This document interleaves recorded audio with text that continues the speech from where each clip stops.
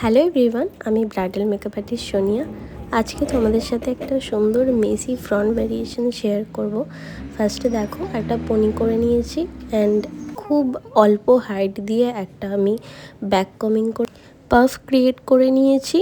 ফ্রন্টে 3 থেকে 0.2 অবধি হেয়ারটা এরকম অল্প অল্প পাতলা পাতলা সেকশন নিয়ে রুট ব্যাক কম করে এবার সেটাকে আমি টং করে নিচ্ছি। এটা 22 নম্বর টং ছিল।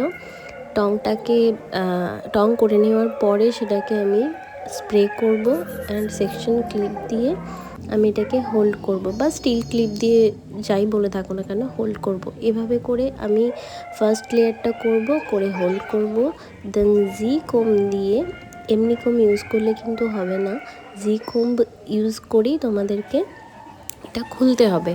তো এভাবে করেই আমি অনেকটা এগিয়ে যাব, মানে সামনে অবধি করে নেব। আর যত সামনে যাব তত আমরা আর ব্যাককম করব না। আর একদম ফ্রন্টের দিকে যখন আমরা চলে আসব তখন এরকম ছোট্ট ছোট্ট করে সেকশন নেব এবং সেই সেকশনগুলোকে পাতলা পাতলা সেকশন নিতে হবে আর সেটাকে টং করতে হবে। দেন স্প্রে করব, করে হোল্ড করব, জি কোম ইউজ করে পুরোটাকে আমি ছাড়িয়ে নেব। দেখো এভাবে করে অল্প অল্প এরিয়ায় স্ট্রং হোল্ড ইউজ করব, করে এভাবে করে একদম পাতলা পাতলা টেক্সচারটা আমি আরও ভিজিবল করে দেব, মানে এই লাইন্স টাইপের যেমন তোমরা করে থাকো সেরকমভাবেই। তো আর পিছনে আমি বেনি করে নিয়েছি, নিয়ে একটা বেস অ্যাড করেছি আমি ফ্লাওয়ার ডেকোরেশন করব বলে।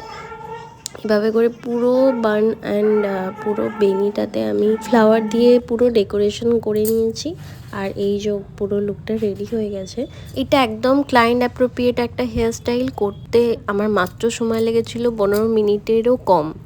তোমরা অবশ্যই জানিও হেয়ারস্টাইলটা তোমাদের কীরকম লাগলো, আর ট্রাই করলে অবশ্যই একবার জানিও। তো আজকের মতো টাটা।